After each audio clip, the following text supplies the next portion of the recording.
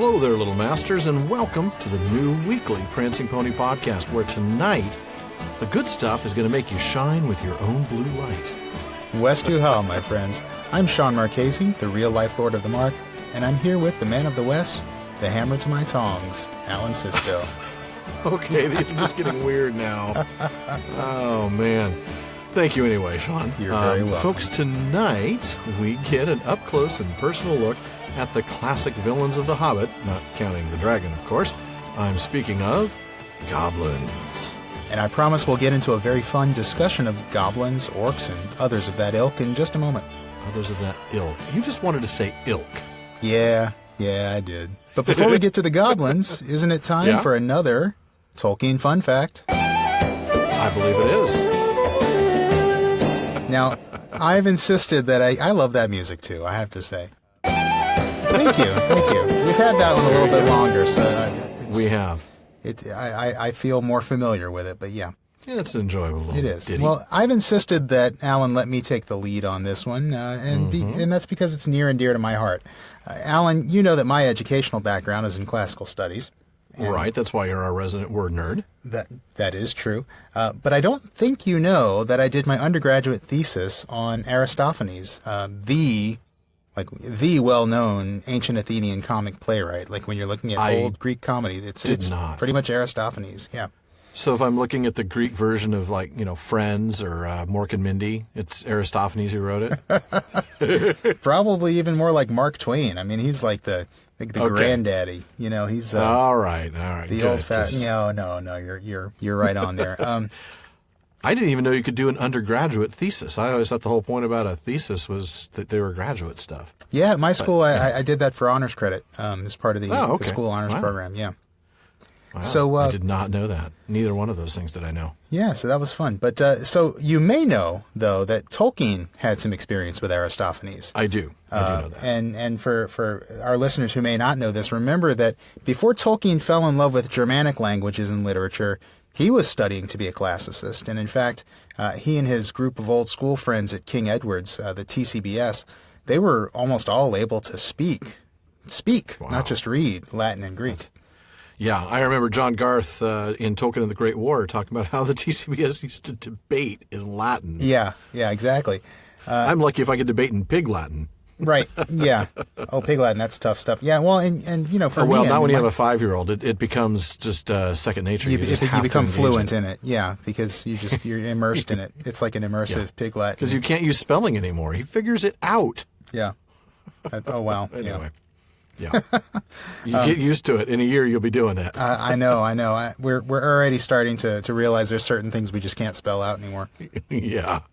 But, used to debate in Latin. I mean, that's pretty impressive. Isn't that amazing? When I studied classics, we learned how to read Latin and Greek. We never really did. We would do reading out loud just to kind of get a feel for the pronunciation and things, but you didn't speak it. It wasn't, it wasn't conversational. Right. No. What's the way to the nearest, Delphic oracle? It wasn't the kind of thing you did. Anyway, I digress. But we do. So every year at King Edward's School, they ended their school term with a performance of a Greek play in the original Greek. Oh boy. And in 1911, the year Tolkien graduated from King Edward's, his last term ended with a performance of Aristophanes. It was actually Aristophanes' play, The Peace. Mm-hmm. And in that play, Tolkien played the role of the Greek god Hermes. There's, interestingly, a photo of him in costume in John Garth's book, Tolkien at Exeter College, which we talked about back when we interviewed John Garth. Yeah. And which you can buy on John Garth's website. We'll throw up a link to that on our website. The book Tolkien at Exeter College, not the photo of Tolkien in the Hermes outfit. So if any of you want to go for Halloween as next year. Right, exactly. Tolkien as the Greek god Hermes. You can buy this. Yeah, no, but the picture is there in the book, and it's very interesting to think that this is the picture that this story that depicts this story. Yeah, but here's where it gets interesting to everybody else except me. After the play, which is to say that it's still interesting to me, but I think finally people are getting interested in it. After the play, this is from Humphrey Carpenter's biography. It says, after the play, afterwards, another King Edward's custom, the national anthem was sung in Greek. Oh, and then heavens. the curtain dropped on his school career. The school porter was sent by waiting relatives to find me, Tolkien recalled years later. He reported that my appearance might be delayed. Just now, he said, he's the life and soul of the party. Tactful. In fact, having just taken part in a Greek play, I was clad in a himation and sandals, and was giving what I thought a fair imitation of a frenzied Bacchic dance. Now, a himation, for those who don't know, is a garment worn by the ancient Greeks. It's a kind of a cloak or a mantle. It's basically almost like a big sheet draped over one shoulder, a little bit like the Roman toga. Oh my! So young Tolkien was having the King Edward's equivalent of a toga party. You got it. Yep. Animal House. Yep. And that frenzied Bacchic dance he speaks of makes me wonder if he'd had a bit of wine as well. And if you've ever read Aristophanes, that kind of party behavior, that rambunctiousness is really in keeping with the nature of ancient Greek comedy. It's that it is. It's pretty raunchy stuff sometimes, but so that's a lot of fun. And John Garth has something else fun on this in Tolkien and the Great War. Of course, the King Edwards continued the tradition of doing these Greek plays long after Tolkien graduated. The TCBS, the ones who were left at King Edwards, went on to perform another comedy by Aristophanes the following year. Garth reports that Christopher Wiseman appeared as Socrates and Rob Gilson as Strepsiades in The Clouds a year later. G.B. Smith, alone of the TCBS, being from the school's modern or commercial side, did not study Greek. Perhaps this is why he was relegated to the role of the ass in one of the plays. They were directed by Tolkien's cigar-smoking housemaster, Algy Measures, and the boys feasted on a curious menu of buns, gooseberries, and ginger beer. Oh my. Does nobody else remember these plays? One old Edwardian wrote in 1972. The grand parade of the chorus, clad in white vestments, down the full length of Big School, playing on flatulets. Or Wiseman and Flatulence? Gilson. I'm sorry, did you say they're playing on flatulence? Are they carrying like whoopee cushions down the road?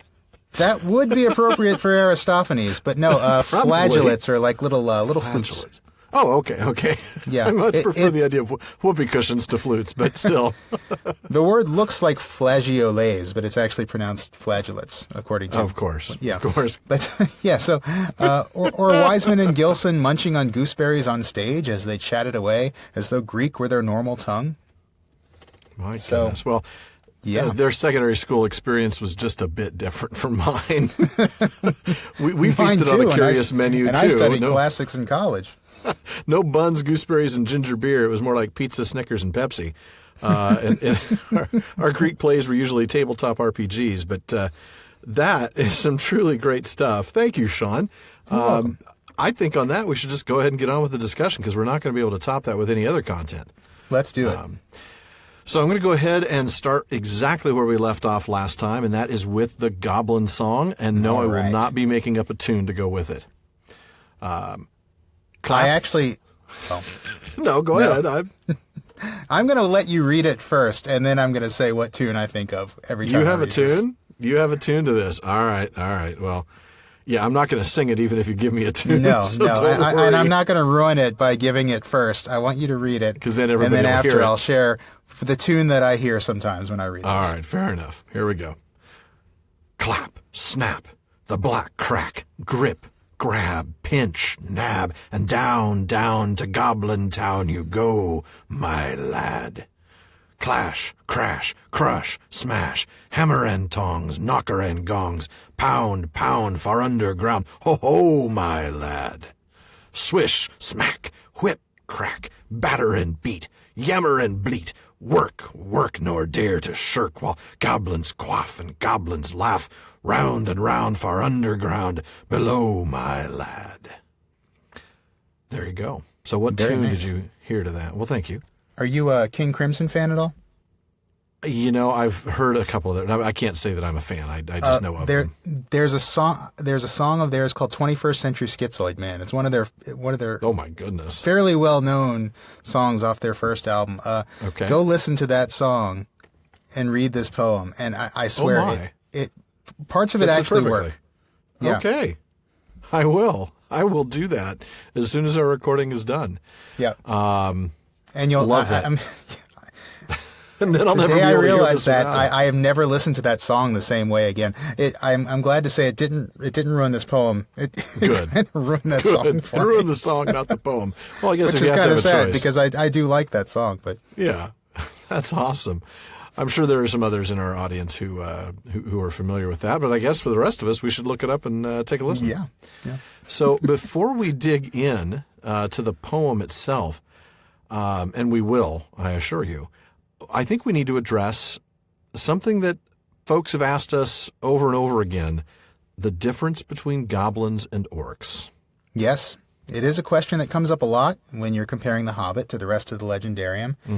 It's very obvious. We see goblins here and we see orcs everywhere else in the legindarium. And in Just fact, about. we did get a question very similar to this from a few of our listeners. Too many to name, unfortunately.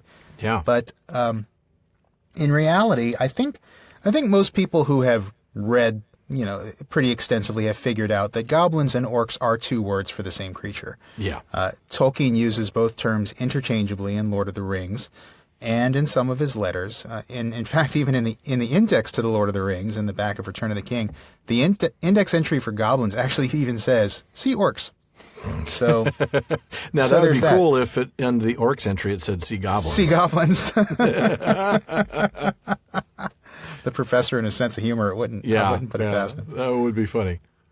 Actually, you can even go back to early writings like the Book of Lost Tales, and you can find references to orcs referred to as Melko's goblins. Yeah. They really, really are the same thing. And you can see this even in the name of the sword that we talked about a couple of episodes ago. Orcrist Yep. is translated as goblin cleaver, but the word orc is very clearly there with the meaning of goblin. Right. And that actually is a Sindarin word, orch, plural irch. If we go back to the preface note at the beginning of The Hobbit, this is the one that I got the Philology Fair segment on dwarves from back in episode, was it 55? 55, Yeah. I think. Yeah.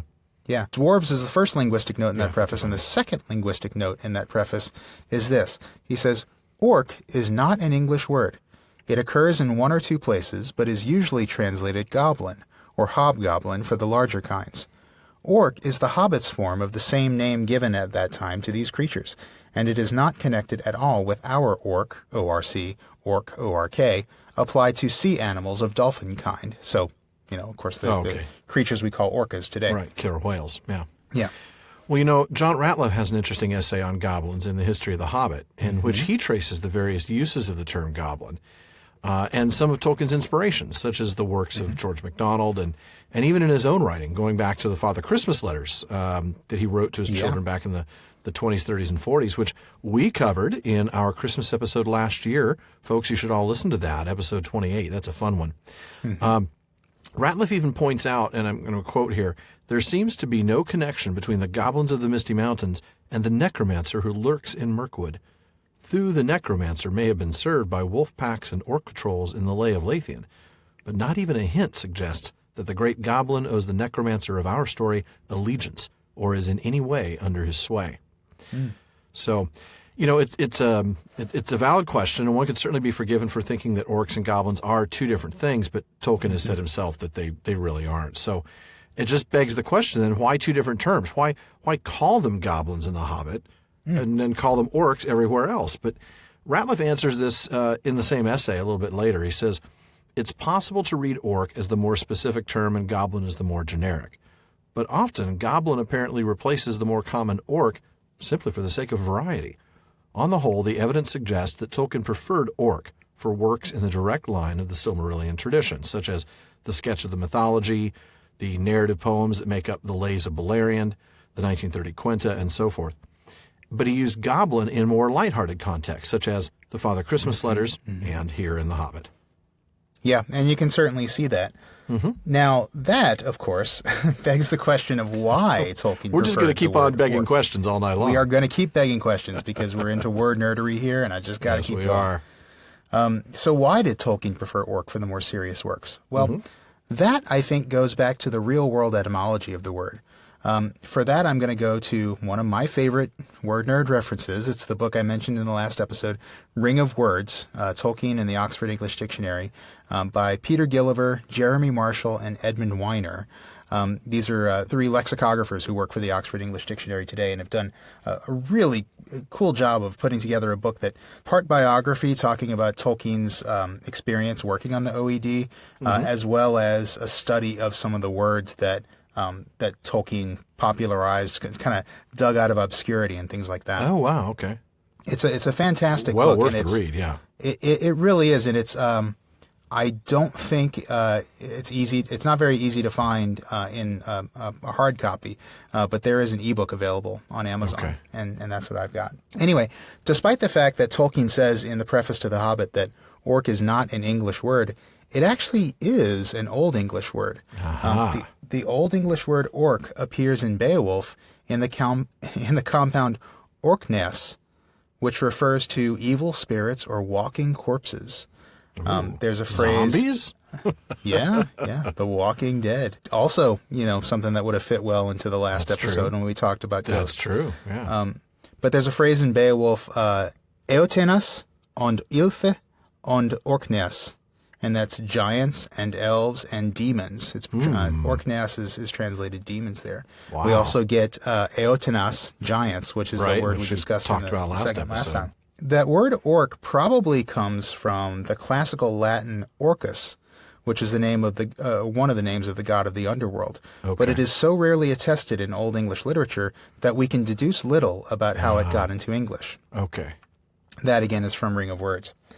Whereas goblin's etymology is explained in the same book. Goblin is not an inherited Old English word like elf or dwarf, but was borrowed in the 14th century from French or Latin, though it may ultimately be Germanic if, as etymologists think, it is related to German kobold. I actually prefer etymologists, like you were about to say. Thank you very much. If it is related to the German word kobold, a spirit haunting mines and caves and a lot of low-level dungeons for the That's D&D what I was player. about to say. A lot of first-level DM dungeons. Man, I love that. Yep. Knew where I was going. So I think that's certainly where I first heard of him. Yeah. So I think Tolkien's use of goblin in The Hobbit is partly a result of his translating this supposedly elvish word orc into the more familiar Romance root word goblin. But it's also a result of the fact that he knew that the real etymology of orc was really pretty evil and sinister. Yeah. And he wanted to make the goblins in his Father Christmas letters and in The Hobbit a little bit more ridiculous and a little bit less threatening. They're still evil, certainly. But I guess he doesn't want you thinking of walking corpses and demons. And demons, yeah, definitely.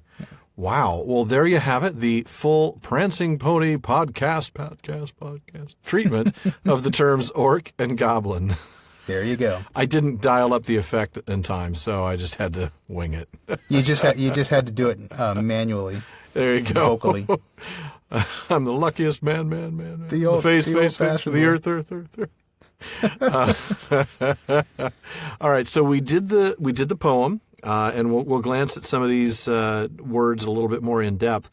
I just want to say the first thing is that this is really only a little bit better than Vogon poetry. It is probably the fourth worst poetry in the known universe, behind the Vogons and the rest, including I can't remember her name, but that poor person that was named as the worst poetry in the world. The worst poetry in the universe, the entire universe. Paula something from Sussex.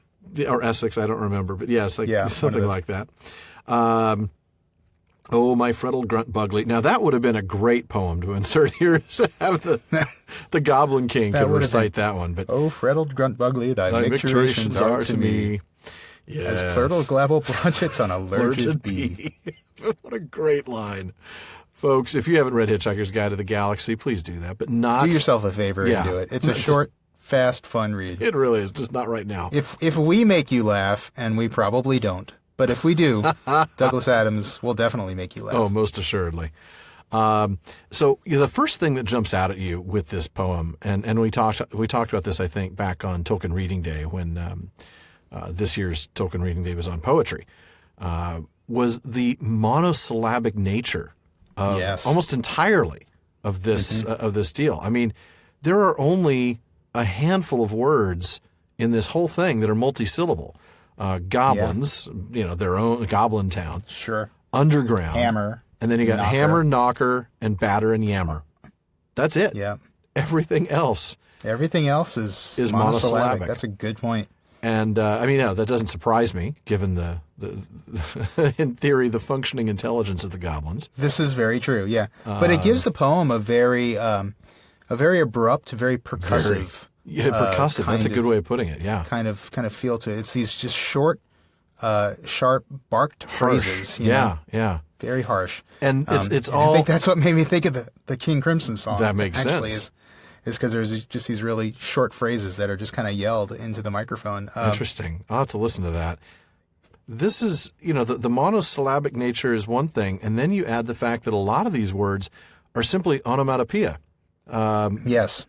What's the definition of onomatopoeia? Those are words that sound like... Words that sound like what they are. A sound. Boom, bang. Yeah. Clap, snap. Yeah, exactly. So bang. Yeah. Pow. Yeah. Clash, crash. Yeah. Mm-hmm. Yeah. Swish, smack. And these are all very violent onomatopoeic very words. Violent. This is of course, because goblins. Because goblins, you're right. Good way of putting it. This really is a pretty terrifying poem if you're being shoved and, grappled by a half a dozen goblins as you're being pushed in the dark to some, terrifying red light in front of you.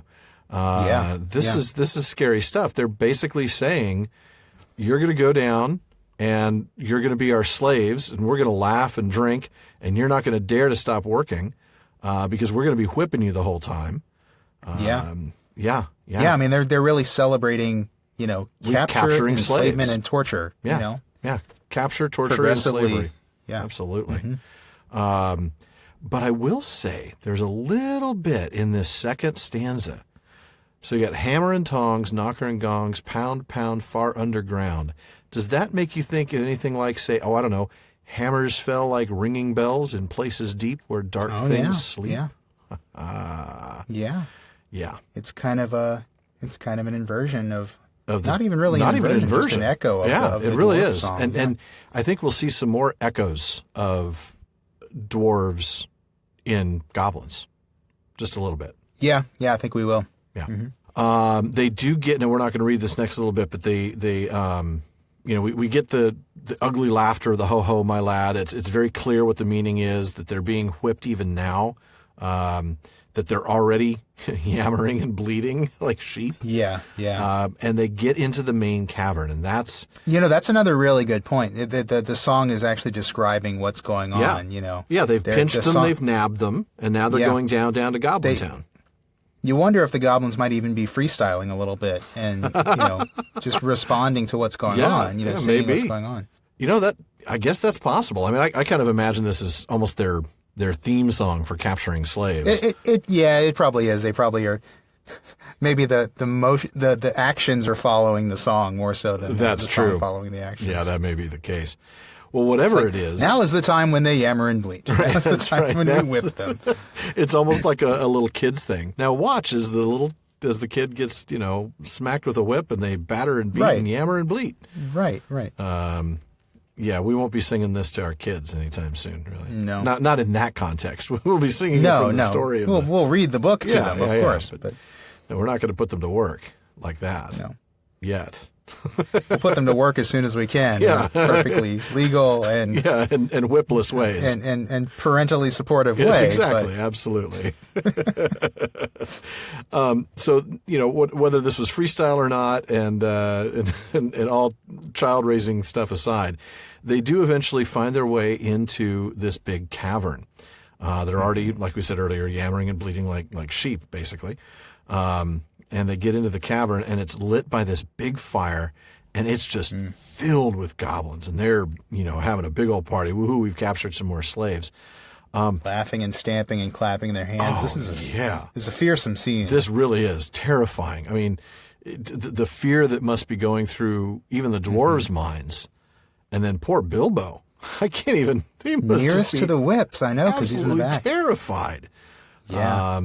They already see the horses, and they're being rummaged through. Well, the horses aren't being rummaged through. The packages are. They'll save the rummaging through the horses for later. That'll be pretty soon. But we know they'll do it because, as the text says, the goblins eat horses and ponies and donkeys. Yeah. And they're always hungry. And other much more dreadful things. Oh, I know. What in the world does that mean? I mean, I can't think of anything much more dreadful to eat than donkey. Maybe people? I don't know. Maybe I think other? that's the hint, is that that they'd be perfectly happy to eat dwarves or hobbits. But it's another way that he kind of sanitizes it a little bit. Yes, he does. For the young audience. Yeah. Oh, much more dreadful things than that. Yes, but we shall not mention those much more dreadful things. Right. Exactly. Yeah. So they're never going to see the ponies again, which is sad. No. I mean, I think we know their fate. Yeah. Do goblins make like hot dogs? Because that's probably where. I don't think they're quite as good at cooking as trolls are. No, they're probably not making a pie or anything like that. That would be a big pie. No, you're right. They're definitely not. Donkey pie. Donkey pie. Oh goodness, I could just see Eddie Murphy's donkey in Shrek. Oh like, no! What? Oh man! Like no! Come on, Shrek. I'm in a hot dog now. Oh goodness. We digress. We always do. We do so indeed digress. I am going to have you, Sean, read that the paragraph about, well, most of the paragraph of their actual arrival there and what they see. The Goblin King, the Great Goblin. There in the shadows, on a large flat stone, sat a tremendous goblin with a huge head, and armed goblins were standing round him carrying the axes and the bent swords that they use. Now goblins are cruel, wicked, and bad-hearted. They make no beautiful things, but they make many clever ones. They can tunnel and mine as well as any but the most skilled dwarves, when they take the trouble, though they are usually untidy and dirty. Hammers, axes, swords, daggers, pickaxes, tongs, and other instruments of torture they make very well, or get other people to make to their design, prisoners and slaves that have to work till they die for want of air and light. It is not unlikely that they invented some of the machines that have since troubled the world, especially the ingenious devices for killing large numbers of people at once. For wheels and engines and explosions always delighted them, and also not working with their own hands more than they could help. But in those days, in those wild parts, they had not advanced, as it is called, so far. Boy, there's some good stuff to unpack here. I love that paragraph so much. There really is a lot there. It is such a great paragraph. So much about goblins, so much about us. Yes. Boy, you're not just kidding. Such a great statement there. There really is. But we start with the bobblehead Goblin King. The tremendous goblin with a huge head. I'm picturing this sort of, like I said, bobblehead, sort of very, outsized head. That's a good image. Minus the bouncy nature. And this is interesting, the bent swords. Now, we had a question real recently about We did, a couple of episodes ago. We sword. had a question about Orcus being a bent sword. And, because in the film, Yeah, in the film, Orcus was a bent sword. But, Tolkien only really ever refers to, in the finished works, he only ever really refers to, goblins and the forces of evil using bent swords. And you're probably imagining something like scimitars. Yeah.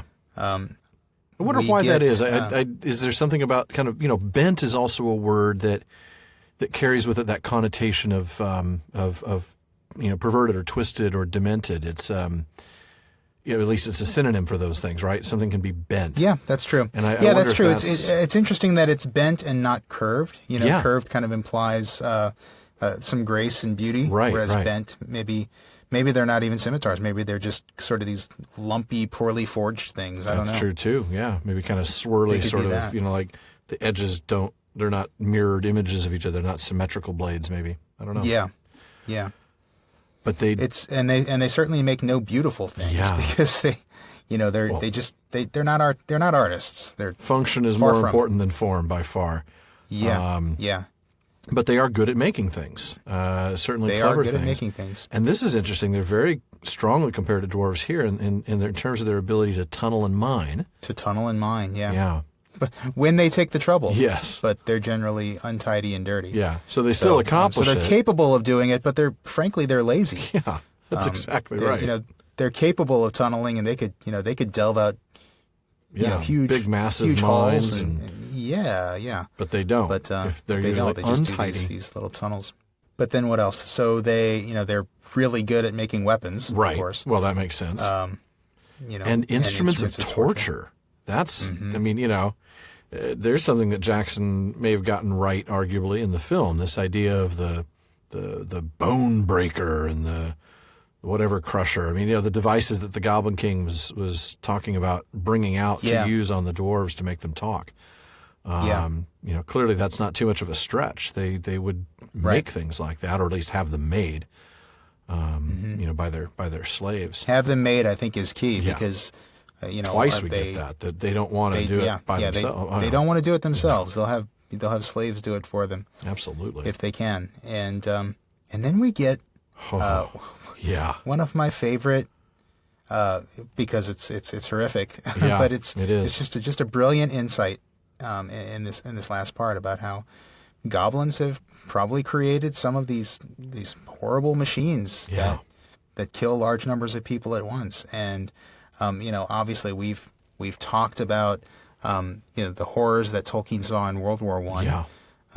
That's exactly what I'm thinking about. Things like the machine gun and artillery and the artillery shells. Oh man, I mean, we talked about that with John Garth. We talked about that with Simon Tolkien. Yes, we did. I mean, it was brutal. He saw horrors that we cannot possibly imagine. Yeah.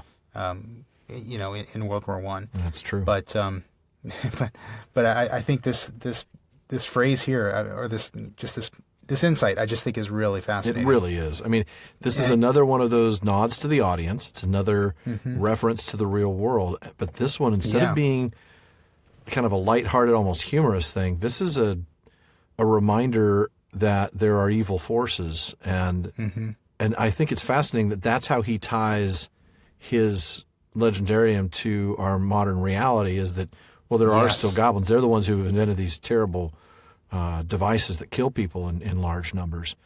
And I think he's reminding us that there is a goblinish tendency in men. Yeah, absolutely. And then I love this little parenthetical. In those days, in those wild parts, they had not advanced, as it is called, so far. Oh, that's brilliant. Yeah, he's putting air quotes around the word advanced, essentially. Yeah, exactly. Yeah. And that really brings back, to me at least, it brings back some stuff from Mythopoeia. There's a line, or a few lines, "I will not walk with your progressive apes, erect and sapient. Before them gapes the dark abyss to which their progress tends, if by God's mercy progress ever ends, and does not ceaselessly revolve the same unfruitful course with changing of a name."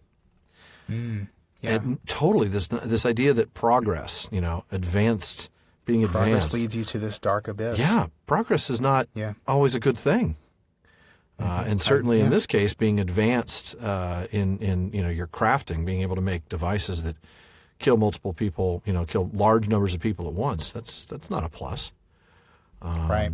Really a powerful statement that he makes right there. It is, and it's very, it's a very sad. It is. It's a bit deeply sad. Pessimistic. Oh yeah. A pessimistic view of the modern world, but I think it's very Anglo-Saxon. Yeah. In a way. It is. We've talked about, Anglo-Saxon pessimism, I think, a few times before. And I think it is accurate in its way. Certainly the things that he saw. Absolutely. It's kind of interesting that I said a moment ago that he's speaking to sort of a goblinish tendency in men. It almost seems like he's offering us a lie to tell ourselves that goblins invented these horrible machines and not us. Yeah. And that's kind of a paradox, and I'm not quite sure what to make of that because I just thought of it.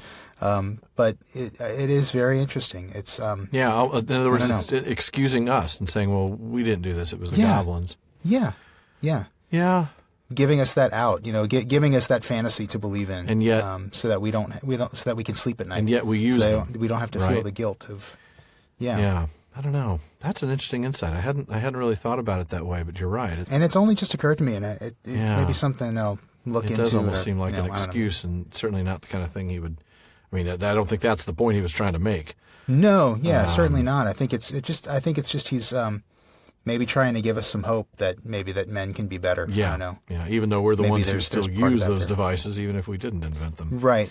But we can be better. Yeah. We can overcome the goblinish tendencies because we're not in goblins, ourselves. right?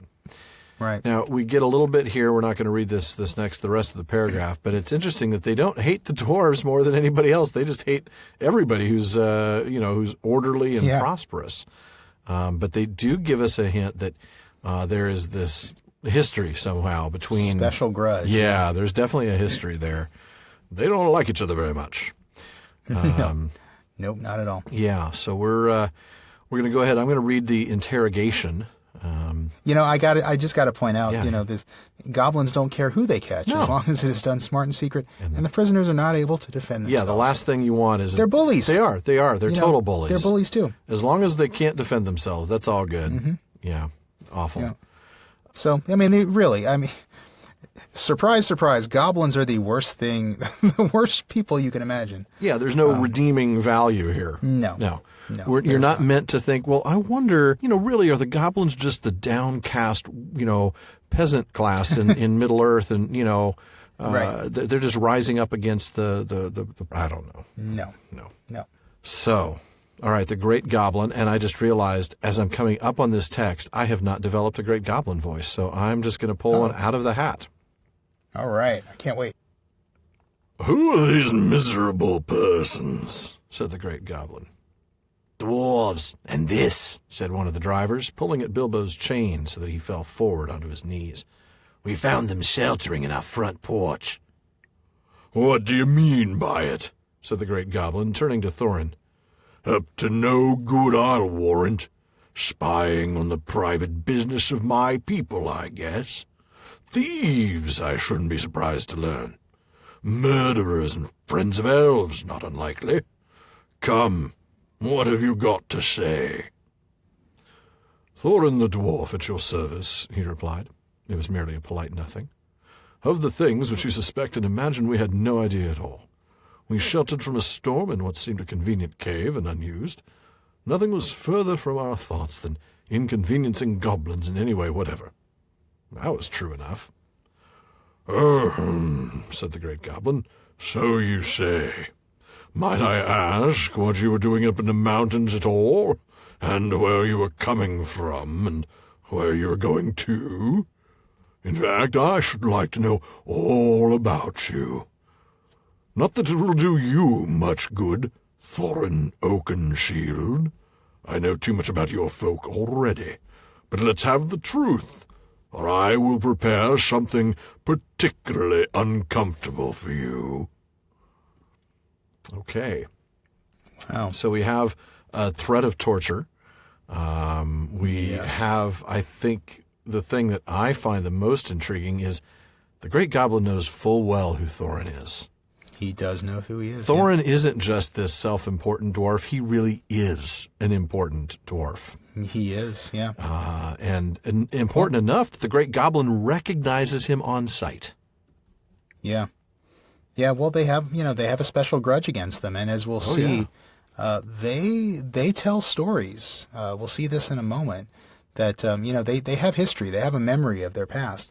Oh, yeah. And so they would remember who Thorin was. They would have told stories of who Thorin was. Mm-hmm. And who his people were and what they had done. And who his people were. And of course, that story would be told from their viewpoint. We're just innocent bunch of goblins, and these dwarves came along kicking us out of the mountain. You get that throughout. The goblins are the heroes of their own stories. Oh, they are. Look at him. They call them the murderers. Yeah, they're the murderers and friends of elves. They're You're thieves, the friends of elves. Spying on us. Right. I really like Thorin's polite nothing. Yes, isn't that? He has this, again, Thorin's style. He has this very bloviating style. Yes. And he really even his does. response is filled with that Yeah, kind of it really obsequious is. sort of. Yeah. Yeah. I feel like he's using politeness as kind of a subtle weapon. Oh, yeah. It's a bit sarcastic, and I think he's just trying to show that he is such an important dwarf and such a civilized person that he will be more courteous than the goblins even when he's captured by them. They're not going to be able to reduce him to their level or even bring him down. It makes me think maybe that at that point, and I know this is total, I actually think I'm wrong, but it's entertaining to think that the Great Goblin didn't recognize Thorin on sight, but he recognized him when he opened his mouth and started talking and wouldn't shut up. Oh, you're Thorin. I know you. There's only one dwarf who's got a mouth on him like that. That's Thorin Oakenshield. I'm sure that's not the case, but it certainly is funny to think about it. Probably not, but it's funny. I like it. Yeah. And he wants to know everything. He doesn't just want to know, what you're doing. He wants to know where you're coming from, where you're going to, and that's still not enough. I want to know more, all about you. Yeah. And yet, he already knows enough. He knows enough about Thorin to say... But yeah, I mean, he knows enough about Thorin to know that whatever Thorin is doing is going to be something that he, the Great Goblin, does not like. No, of course not. He knows where Thorin comes from. He's had wars with Thorin's people before, and he probably knows that if Thorin is crossing the mountains, he probably has some idea that he's going back home. Or might be looking for goblins to kill. Or that too, Raise an army or something. Something he doesn't like. Something that's not going to be good for the goblins. Yeah, because if Thorin raises an army, where's it going to go? They're going to take out some goblins. So Thorin. But I love Thorin's answer. I know.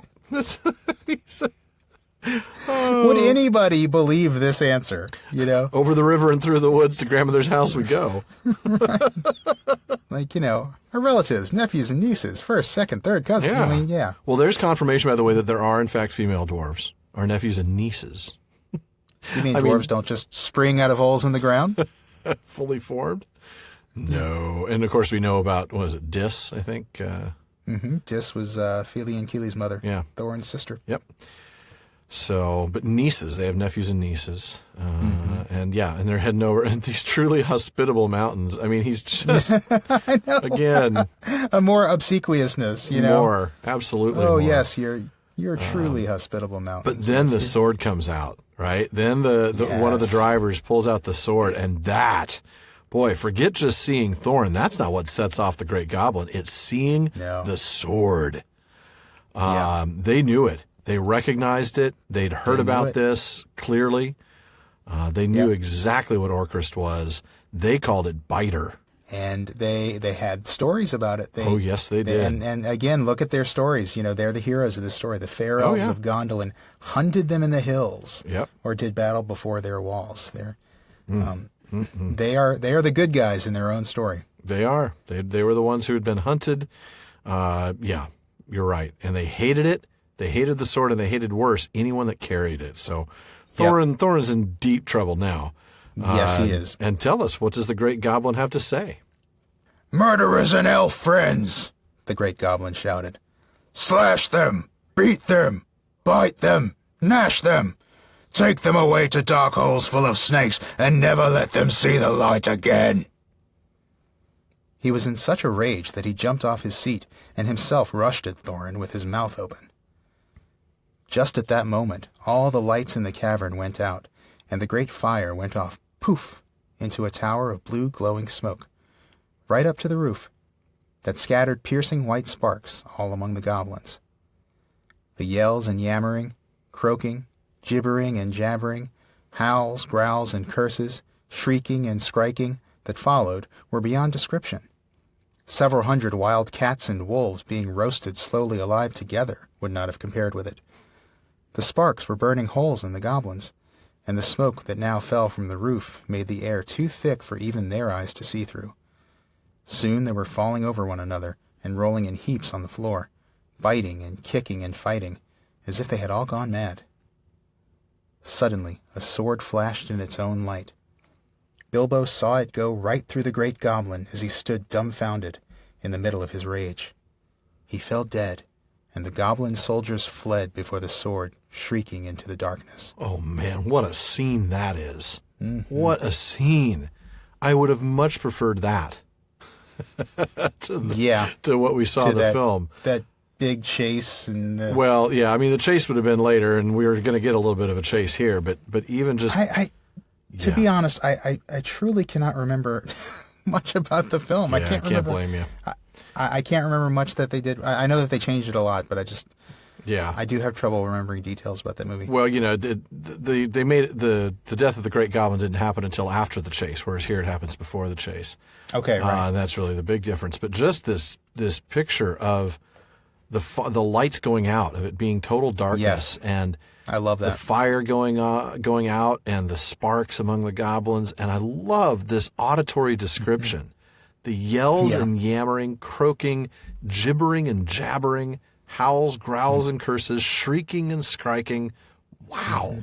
And the a skrike, incidentally, is a shrill cry or screech, which you could probably figure out from the context. Exactly. And I meant to mention that. But I love this, to bring that into real world, an understanding that we might have.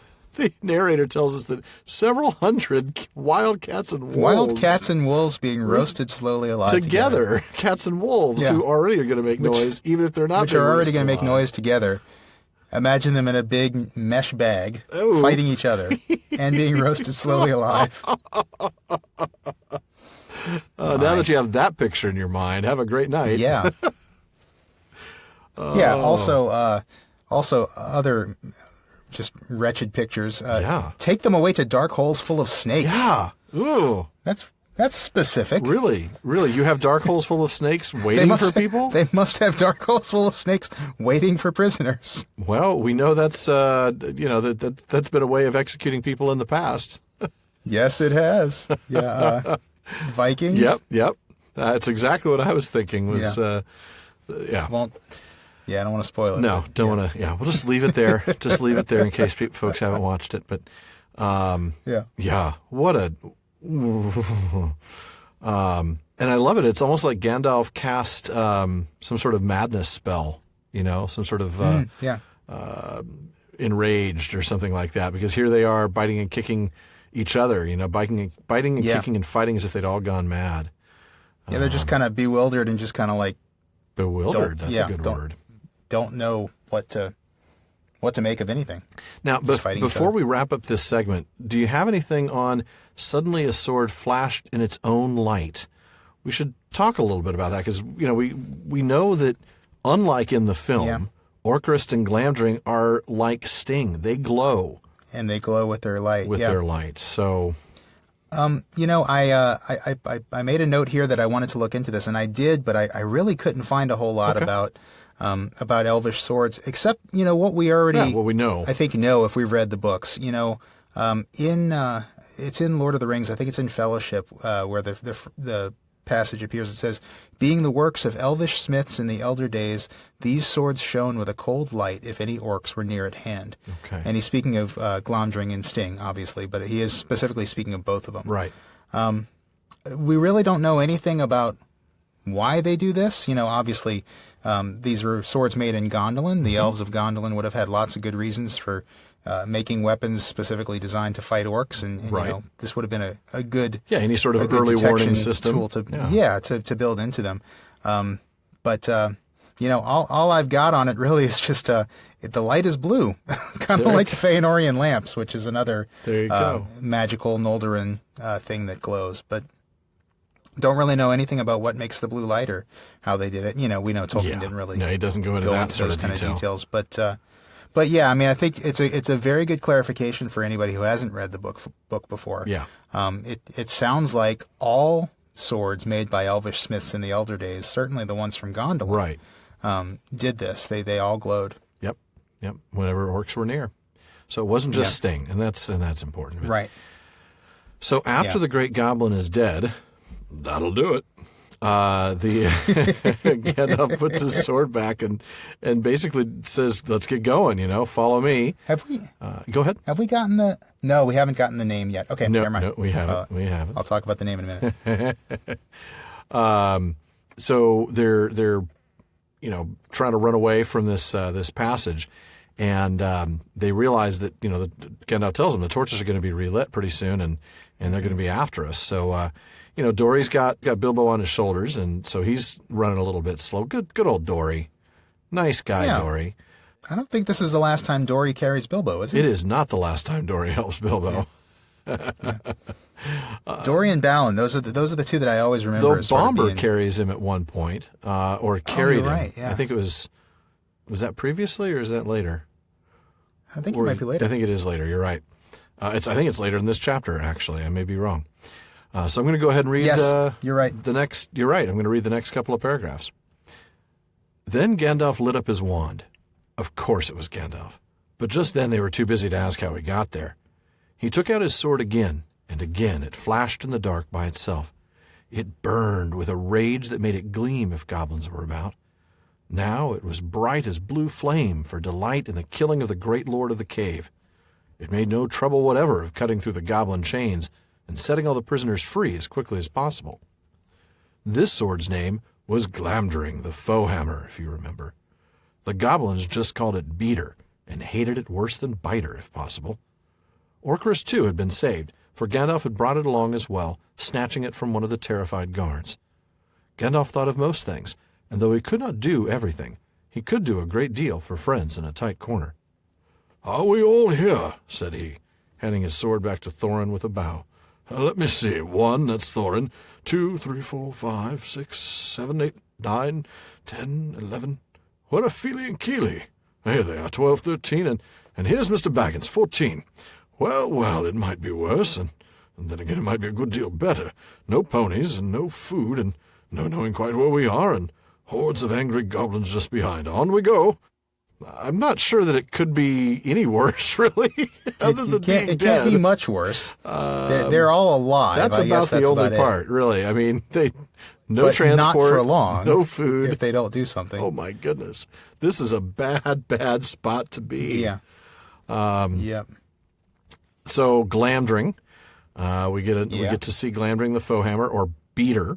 So we know they call them biter and beater, or beater and biter. Biter and beater. I love those because they're almost translations. Yeah. You know, biter for cleaver. Yep. The what was it? The orc cleaver. Yep. Orc cleaver. Beater for the hammer, the foe hammer. They're very rough, imprecise translations, but hey, goblins are rough, right. Imprecise people. That they are. I think it's very fitting. Yeah, it really is, and. I love that Gandalf was able to grab Orcrist, of course. That's a handy thing. Yeah. Handed it to Thorin with a bow. I kind of like that. Such courtesy. Here you are. Yeah. Reminder of Thorin's position. Yeah, he is the king, and he's the leader of the company. Yeah. Yeah, it is an interesting thing that, Gandalf at no point attempts to take leadership of the group. He's not here to usurp that role. Right. It is Thorin's party. It's Thorin's quest. Yep. Gandalf is here to help, and help he does, but he doesn't, he's always deferential to Thorin. Yeah. And I like this reminder that Gandalf, this is we're basically told not just that he's not this kind of wizard, but we're told that he has limitations. He could not do everything, but he could do a great deal for friends in a tight corner. Yeah. So, we understand that he has some limitations. He couldn't just magically teleport them to the Lonely Mountain, for instance, and dispatch the dragon with one swift swash of his wand, right, his staff. Well, and we know that that's not something that he could do. As one of the Astari. That's right. I mean, they're intentionally limited. What did you say in the previous episode? He's not that kind of wizard. He's not that kind of wizard. I like that. So we get that, pretty soon they're being chased. They can hear the goblins coming from behind. Poor Bilbo cannot go anywhere near as fast. And I love this little line. For dwarves can roll along at a tremendous pace, I can tell you, when they have to. That totally makes me think of the movie line. And I know it's just a movie line, but of Gimli. I know what you mean. Yeah. Very dangerous over short distances. We dwarves are natural sprinters. We're wasted on cross country. Yeah. Yeah. Good stuff. That's great. So they're carrying Bilbo and they're taking it in turns. And I think this is where we end up seeing that Bomber has him on his back for a little while. Yeah. I would be thinking that he's the one that we should probably skip if we're taking turns. You would think that Bomber would be the one who would not be asked to carry the Hobbit. Yeah. Since he's already carrying the equivalent of at least a Hobbit's weight around his middle, Yeah. Poor guy. I'm pretty sure Thorin didn't carry him either, by the way. I'm just thinking. So I'm sure he did not. No. He's a very important dwarf. He left that to the others. Yes. I like this mention of the flap of the goblin feet. Yes. I have to say a word about this here because I was really happy to see that Douglas Anderson made the same connection I did between this very ugly, scary, menacing flap of goblin feet and a poem Tolkien wrote about goblin feet back in 1915. I think that was the first thing of his that was ever published, wasn't it? It was the first thing of his that was ever published. And Anderson actually includes the entire text of that poem. Oh, yeah, he does. That's right. It's a fairly lengthy footnote, yeah. It is. And it's It's kind of fun. It's very silly. Oh, it is. It's called Goblin Feet, and it actually includes one line that I just have to get out here. Oh, the echo of their feet, of their little happy feet. So clearly this was a young Tolkien's impression of goblins, very different from the goblins of The Hobbit. You could certainly quote Treebeard when you're describing the goblins in Goblin Feet as, you are not orcs. But yeah, as you said, it was Tolkien's first ever published work. Yep. Like many authors' first published works, he came to hate it later in his life. Yes. It's in part of the commentary to the Book of Lost Tales, Christopher Tolkien reports his father saying in 1971, he said, "I wish the unhappy little thing, representing all that I came so soon after to fervently dislike, could be buried forever." So sorry about that, Professor Tolkien, for perpetuating it. Oh, man. But no, I thought of this immediately when reading it on this, the flap of the goblin feet. And I have to think that, as early as the 1930s when he was writing this, I think Tolkien was already trying to erase these happy goblin feet from his memory by writing this passage, by creating this fearsome, these terrifying goblin feet flapping. That is hilarious. By the way, it's just a fun one, and if you've got Anderson's book, definitely check that out. Oh yeah, it's worth reading. Check out the text of that poem. Just remember the whole time that Professor Tolkien wished you weren't reading it. Yes, exactly. I meant to say earlier that your Goblin King was quite well done. I wanted to say that when you were in the middle of it, I was quite impressed. So thank you very much. I just happened to remember that. I had a lot of fun with that one. That was a fun one. I mean, but the slash them, beat them, I was like, wow, you're getting into this, dude. Good job. That rocks. But completely. Thank you very much, sir. So we've already talked about Bomber, and why in the world is the fat one carrying Bilbo? The swords save the day, right? So why don't you? Can you read that little bit about how the swords save the day? Sure, I've got a little passage here. There was nothing else to be done, and the goblins did not like it. They came scurrying round the corner in full cry, and found goblin cleaver and foe hammer shining cold and bright right in their astonished eyes. The ones in front dropped their torches and gave one yell before they were killed. The ones behind yelled still more, and leaped back, knocking over those that were running after them. "Biter and beater!" they shrieked, and soon they were all in confusion, and most of them were hustling back the way they had come.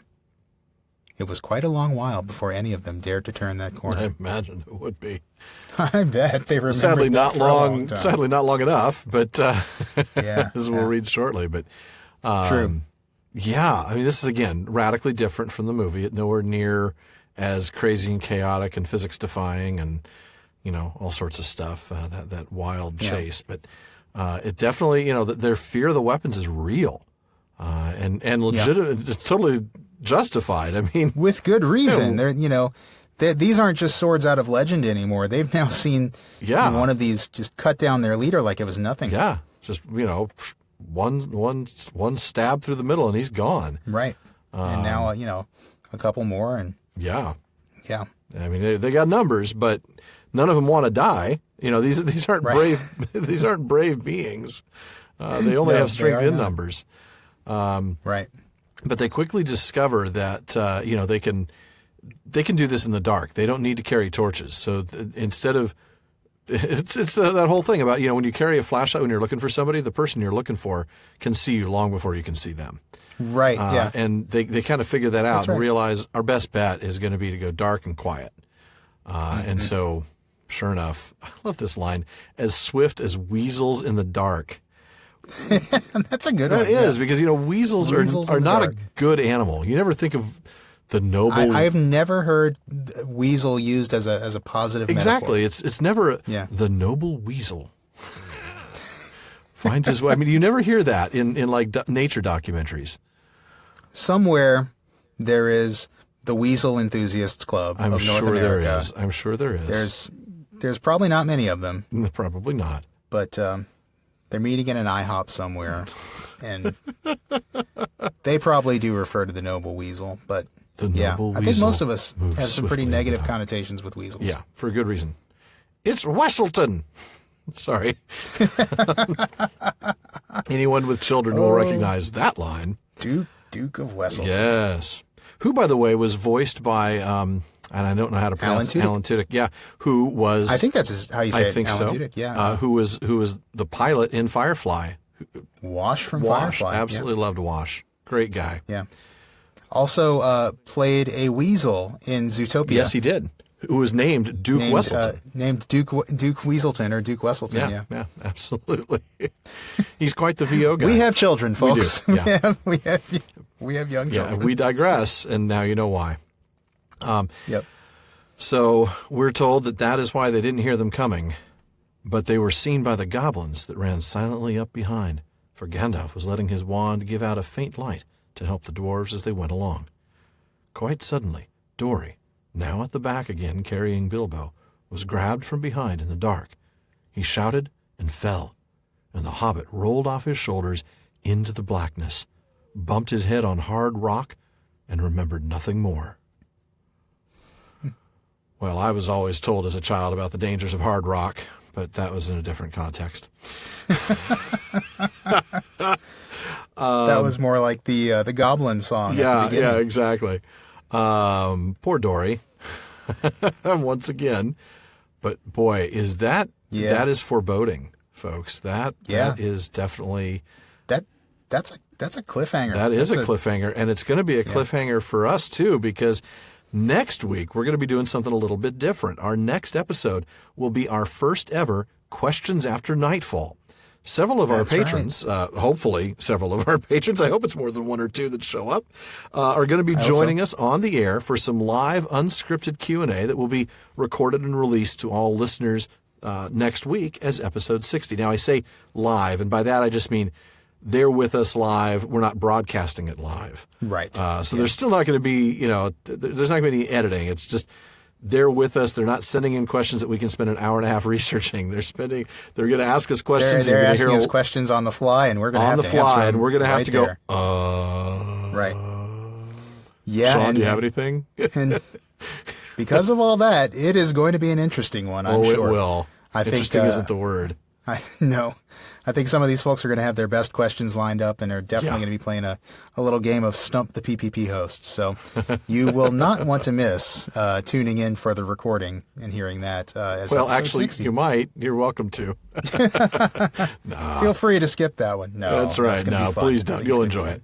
And, we'll be doing that once a quarter from now on as part of our Patreon deal. So if you want to participate in the next one, you want to be on the show with us and hear your question asked by you, not by us reading your letter. Mm-hmm. You want to be on the show and have a chat with us. Join our Patreon family at patreon.com/prancingponypod. As always, it is thanks to our Patreon family that we've been able to make this move to weekly episodes. Yep. And like we said, we have another big goal to reach. We want to be able to attend a conference or a moot near you, maybe once a year, and that's a big, big goal. So we got some great rewards, and one of those rewards that'll hopefully entice you to sign up is some exclusive content. That's right. And one of the pieces of exclusive content that we're offering our patrons is postscripts to each episode. They're usually about, we started out 5 to 10 minutes. They're now something like 10 to 15 minutes. Or 18. But we do those for every episode. We record our episodes a couple of weeks before they're released, before they hit the feed. And so we get a chance to listen to them before they release. And that gives us a chance to see if there are any jokes we missed out on, topics that we wish we had delved into a little bit more. Unanswered questions, Unanswered questions, mistakes we made. Or mistakes you made. Yes. My co-host has not made any mistakes. Don't I wish? Recently. Anybody who... Taniquatil. See, I'm going to get it right. See? Yeah, you are. I think your last big mistake was following my lead on something. So there you go. That Dunsany. guy. Dunsany. Yeah, Lord Dunsany. That was your last. That was your last time in the what did we call it? The mispronunciation penance chamber. Yeah. But yeah, just anything we missed out on, anything we want to go into a little bit more, anything we want to amend, things like that. We put in those postscripts, and our patrons get them usually the same day the episode releases. That is the whole object. So if you want access to those bonuses, be sure to join the Fellowship of the Podcast. We're also looking at doing a 3-part behind the scenes on the pre-production, production, and post-production of our episodes. So you get to find out, get to take a little look behind the curtain. Pay no attention to the man behind the curtain. But you will get to see a little bit of how the sausage is made. Yeah. The 15 minutes we spend researching each episode. Don't I wish? Yeah. We do want to thank those of you who have joined the Fellowship of the Podcast. You really, truly are helping to make this show even better. We're able to put more resources into it, and we thank you for it. And let's not forget a very special shout out to Maya in Michigan and Jason in British Columbia. Those are our patrons at the Kierdance contribution tier. And if you want a personalized shout out on our episodes, now you know where to go.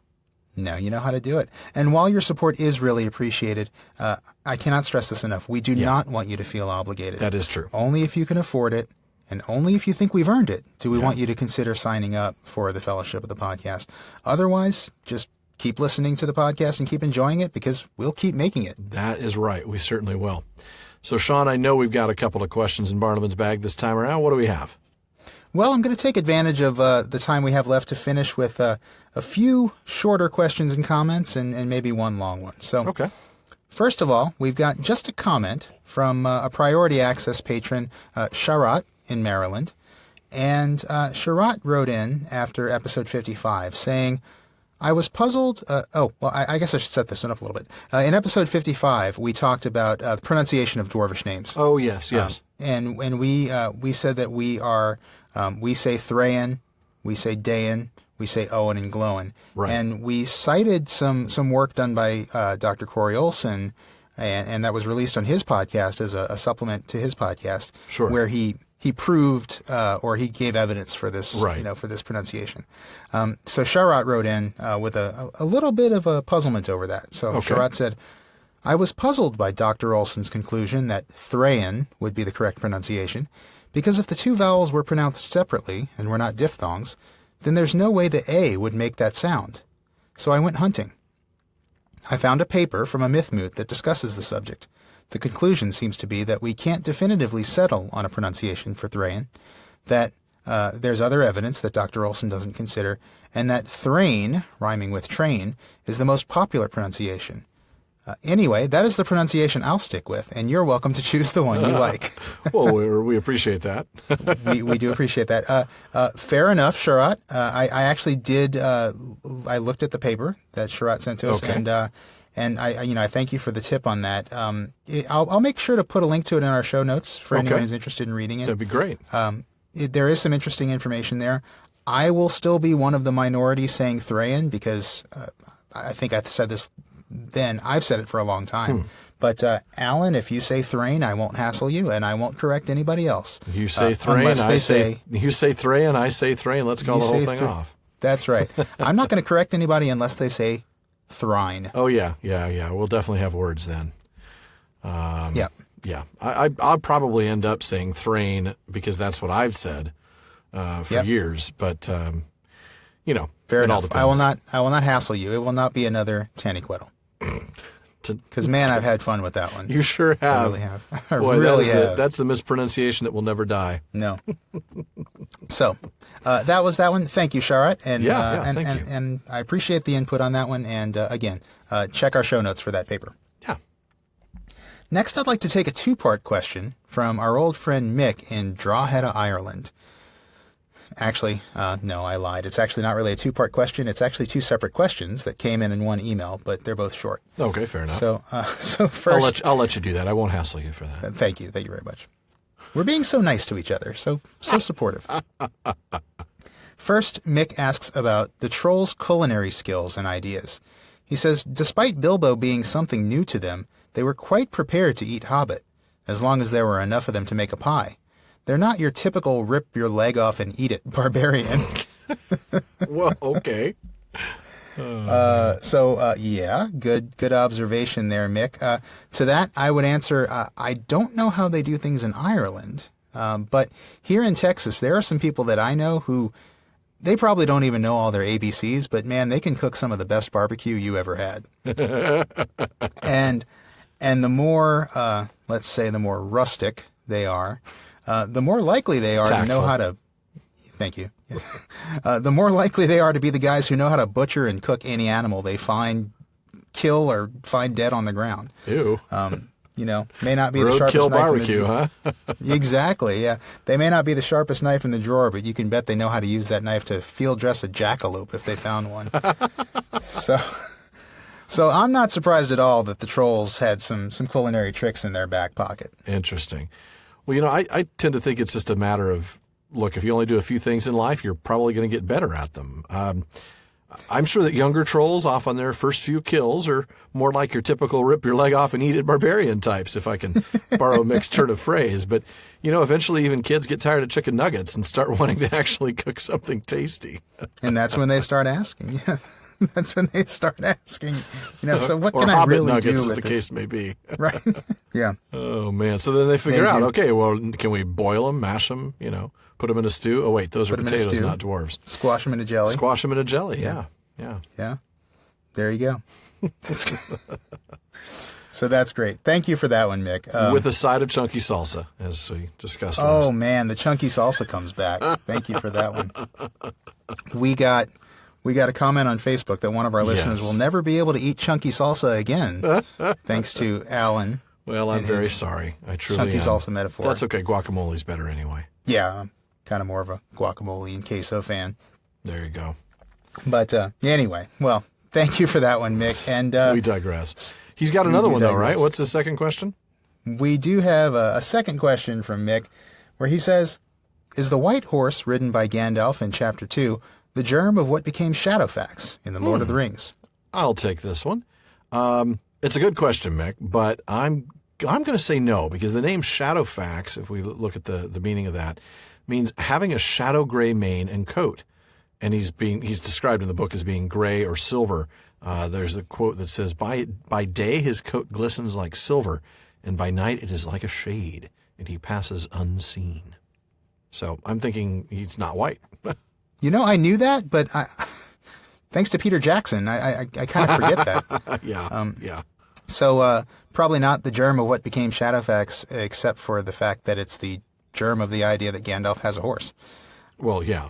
But, so many subtle changes, Mr. Jackson. So many subtle changes. But that one doesn't change the core of the original. No, it doesn't. I mean, I don't have a problem with it. But, no, of course, Gandalf needs a horse. I mean, to the extent that it's a germ. I mean, Gandalf needs a horse. The public transportation system in Middle-earth leaves a ton to be desired. I mean, there's never an eagle around when you want one. And when a Balrog man spreads on the subway, they took up every seat. I'm sorry. The Balrog man spreading. Oh. Yep. Oh, goodness. And that's not even considering the ones with wings. Oh, man. Those guys.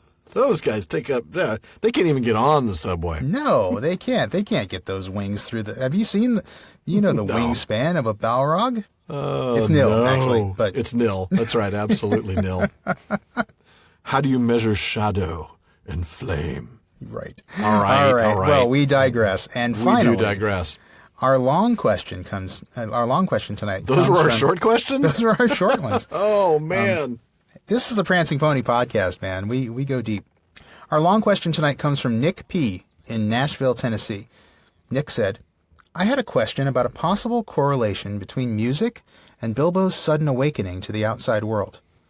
As Thorin pulls out his harp, the passage says, when Thorin struck it, the music began all at once, so sudden and sweet that Bilbo forgot everything else and was swept away into dark lands under strange moons, far over the water and very far from his hobbit hole under the hill. My thoughts immediately go to Ainulindale, where music is the means for creation. I would argue that music is also the means for which adventure, newness, and love, among other things, cause transformation. Perhaps Bilbo is awakened to things beyond his small world of the water and the hill because music is one of the primary means in which Eru Iluvatar acts. In light of The Hobbit also being a standalone story, do you think that there is a connection between Bilbo's sudden awareness of the wide world with the music of the dwarves in relation to the rest of the legendarium? So, now that I managed to get that one out, it is a very cool question, and I have to say thank you, Nick. It's a really neat one that I enjoyed thinking about. I think it's interesting that Nick asks specifically about the fact that The Hobbit, in light of The Hobbit being a standalone story.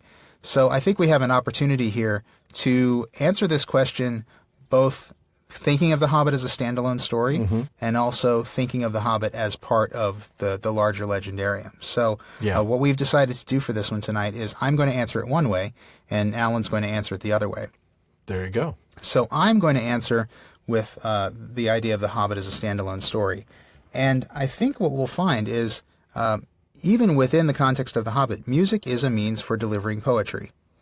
We talked in Chapter 1 about how Gandalf is a guy who goes from place to place, and these stories pop up in his wake. These adventures happen, and people tell stories about those adventures.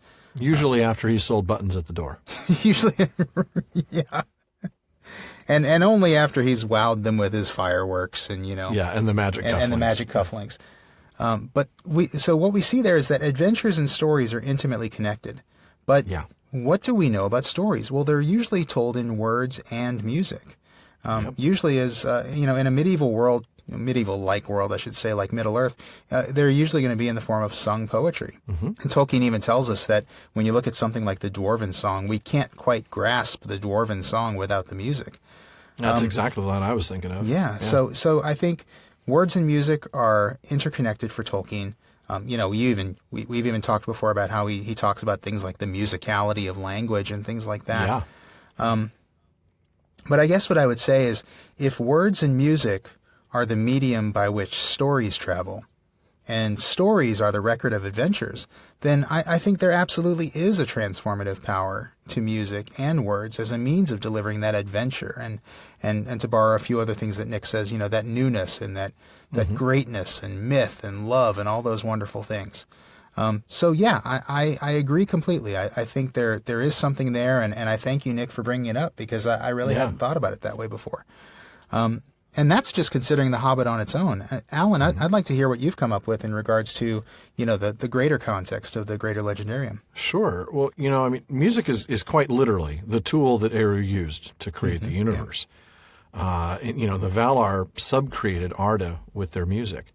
Right. We see the effect that music has on men when Finrod sings to the people of Beor. I don't know that there's any actual connection between the music of the dwarves and its effect on Bilbo and the music per se. I just think that Tolkien, as a medievalist, kind of recognizing the powerful impact that music has on storytelling, the kind of essential nature that music is to that element, happened to use the medium in both tales. But I love the very thought of this. And I definitely would concur with the idea that music is often, if I can borrow a theological term, a means of grace, in which Iluvatar's voice is still heard, if ever so slightly. So maybe music is a way that Iluvatar speaks to people, and maybe that's what's going on a little bit with. Or like his voice is still heard, just like the music is still heard in the sound of ocean waves. In the sound of the water, yeah. Right, the sound of the sea, yeah, absolutely. That's great. I like that, and I would agree. I think that's going on here as well. We've talked many times, and we will continue to talk about how Iluvatar is setting all these things in motion, and absolutely. And maybe that music is one way in which his voice is helping to nudge Bilbo out the door. I think that's absolutely part of it. Well, add along with Gandalf kind of ripping him out of his seat and throwing him down the street. That too, yeah. No time for that either. Well, that's an interesting point. Iluvatar, the music, if we want to see Iluvatar as somehow connected to the music is what first created the desire, that first inkling of the idea in Bilbo. But he didn't make the decision, did he? That reminds me a little bit of what you talked about. Oh, it was a few episodes ago when you talked about the different wills. Yeah. And, I don't remember which episode that was in, but the multiple wills in Eru. He's got this, this is the way it should be, and this is the way it's going to be. These two separate things: the plan and the reality. And what I took from that was there's this idea that that there's a revealed will. Maybe something that. And again, thinking of, from Tolkien's worldview and the way that he wrote his world, that there's an idea that maybe Iluvatar has a plan, and Right. he is revealing a part of that plan to Bilbo. But it's still up to Bilbo to make the decision to go out the door. That's right. Or He it's still up has to to do somebody it. else to force him to do it, basically. We see that throughout the entire Legendarium. I mean, that brings me back to all of the things we talked about after Turin, the whole idea of free will and how that interplays with fate, with providence, fate, and chance. Yeah. Man, love that stuff. That was a great question. Thank you for that one. Yeah, thank you, Folks, yeah, thank you very much. And that wraps it up for another episode of the Prancing Pony Podcast. As always, we thank you very much for joining us, and we ask you to please join us next time for Questions After Nightfall. Yeah, and you'll definitely want to tune in and see if we decide to show up for Questions After Nightfall, because we might just conveniently forget. Yeah, or maybe I'll just forget. Sean, you've got this one, right? Yeah.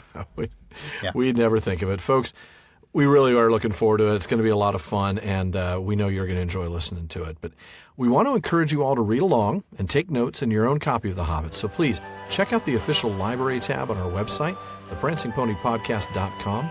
We've got links to everything from inexpensive paperbacks to movies and music to really good stuff for your Tolkien collection. And if you wouldn't mind heading over to iTunes for us and leaving a review there, we'd really be grateful for that.